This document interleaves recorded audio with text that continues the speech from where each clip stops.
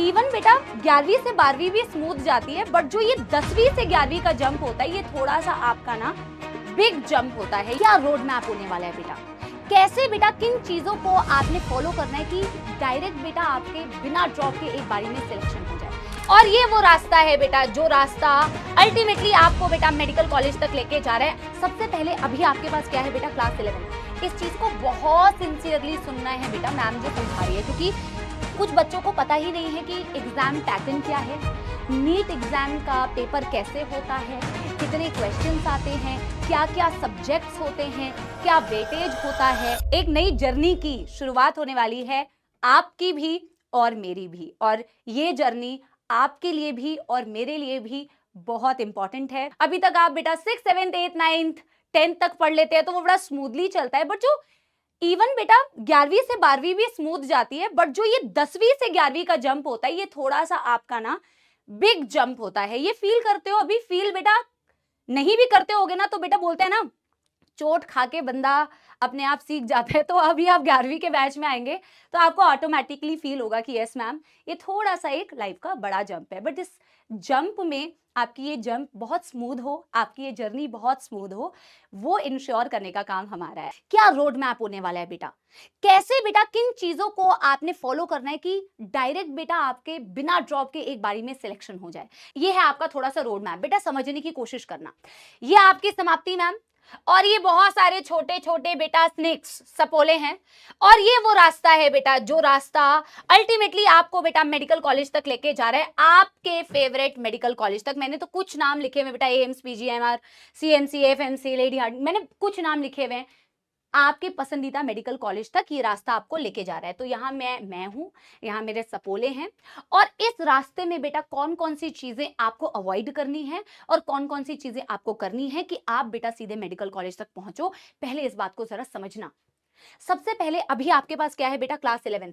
इस चीज को बहुत सिंसियरली सुनना है बेटा, मैम जो समझा रही है, क्योंकि कुछ बच्चों को पता ही नहीं है कि एग्जाम पैटर्न क्या है, नीट एग्जाम का पेपर कैसे होता है, कितने क्वेश्चंस आते हैं, क्या क्या सब्जेक्ट्स होते हैं, क्या वेटेज होता है। ये सारी चीजें मैं आपको बताऊंगी। आपको पता है तो बहुत अच्छी बात है, अगर आपको पता भी है फिर भी आप इस चीज को बेटा जरा देखिए। क्लास 11th में आप आ चुके हैं, है ना, और आप तैयारी करने वाले हैं बेटा नीट की। नीट के पेपर में बेटा, अच्छा कौन कौन से सब्जेक्ट्स 11वीं में पढ़ने होते हैं, पता है ये बात आपको? 11वीं में कौन कौन से सब्जेक्ट्स आपको पढ़ने हैं बेटा? आपको पढ़ना है फिजिक्स, आपको पढ़ना है फिजिक्स, आपको पढ़ना है बेटा केमिस्ट्री, आपको पढ़नी है केमिस्ट्री, आपको पढ़नी है बेटा थर्ड बायोलॉजी, और बायोलॉजी में भी दो डिविजन्स हैं, ये आपको पता है। यस, बायोलॉजी में भी दो डिविजन्स हैं। एक डिवीजन है जो मैं आपको पढ़ाने वाली हूं बेटा, दैट इज जूलॉजी, और दूसरा बेटा है दैट इज बॉटनी। बॉटनी आपको विपिन सर पढ़ाएंगे, जूलॉजी मैं आपको पढ़ाऊंगी। जूलॉजी बॉटनी में डिफरेंस, बेसिक डिफरेंस पता है क्या होता है?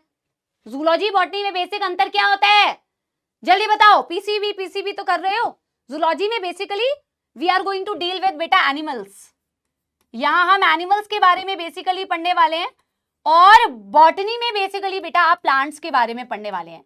ठीक है ना, ये डिविजन्स आपको समझ में आ गई ना? ठीक है ना, ये डिविजन्स आपको समझ में आ गई, आपको कैसे कैसे पढ़ना है। बायोलॉजी में दो पार्ट्स हो गए, केमिस्ट्री में भी बेटा यहाँ पे पार्ट्स हैं, तभी मैं बोल रही हूँ ना थोड़ा सा बड़ा जंप है। बट बेटा एक दो हफ्ते आप क्लास में आओ, क्लासेस अटेंड करो, आप सारे सेटल हो जाओगे। एक्सपीरियंस से बता रही हूँ, आप सारे सेटल हो जाओगे बेटा, 2 हफ्ते की बात है ना। केमिस्ट्री में भी आपको पता है ना कि डिवीजन हो जाता है, आपके पास ऑर्गेनिक है, आपके पास इनऑर्गेनिक केमिस्ट्री है ना, और आपके पास बेटा फिजिकल केमिस्ट्री है। केमिस्ट्री के भी 3 पार्ट्स हो जाते हैं, ठीक है ना। तो मैं आपको पढ़ाने वाली हूं जूलॉजी, और आपको जूलॉजी की एक नोटबुक लेनी है, ठीक है ना। जूलॉजी की एक नोटबुक आप लेके आएंगे, ठीक है, और एक नोटबुक में हम नोट्स बनाएंगे जितनी भी चीजें हम क्लास में पढ़ने वाले हैं। यहां तक बेटा आपको बात क्लियर हो गई है कि जूलॉजी की एक नोटबुक होनी चाहिए, बॉटनी की अलग नोटबुक होनी चाहिए, जूलॉजी की अलग नोटबुक होनी चाहिए। अब बेटा ये सारे सब्जेक्ट्स आप 11वीं में पढ़ने वाले हैं, और आप देने वाले हैं नीट यानी कि मेडिकल का एग्जाम। अब इसमें बेटा सारे सब्जेक्ट्स की आपको पता ही है, फिजिक्स, केमिस्ट्री एंड बायोलॉजी। क्या वेटेज है किसी को पता है बेटा?